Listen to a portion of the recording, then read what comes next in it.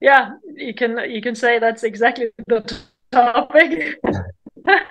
It is the fact that we, or I have decided to work 100% aid free, and that's the challenge. Yeah, selling biogas technology in Africa makes you rich if you work with the aid industry. You sell thousands of systems, cashing the money that is thrown at you, basically by either aid organizations or now also carbon offsets or carbon certifiers.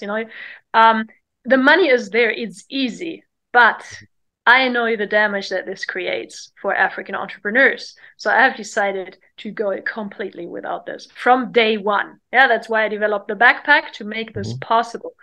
Um, that's the challenge. Yeah, to exist and to not put my partners um, in this position where they will be outcompeted by an aid organization or foreign funded program that provides biogas technology for free, yeah, or at a reduced price.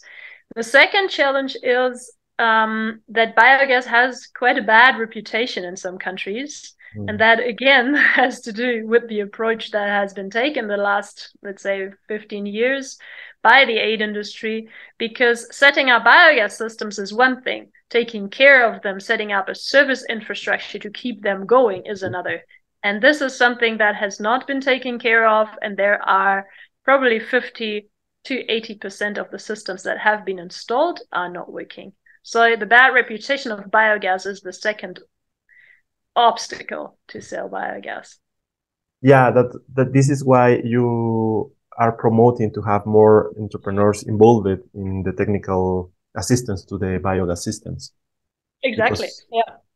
This is why we train people, why we motivate people to work without aid as entrepreneurs, as proper entrepreneurs, and take care of their customers. Yeah, because nothing is more expensive than something that doesn't work. Honestly, I mean that's not cheap at all at the end. Yeah. yeah, and specifically because the majority of the entrepreneurs in the continent, we start very small. And I think actually is the best way to start, and majority of successful entrepreneurs recommended in Africa, because you can start very small but dreaming big. So you take down a lot of risk when you are learning the process. Mm, Mm. yeah.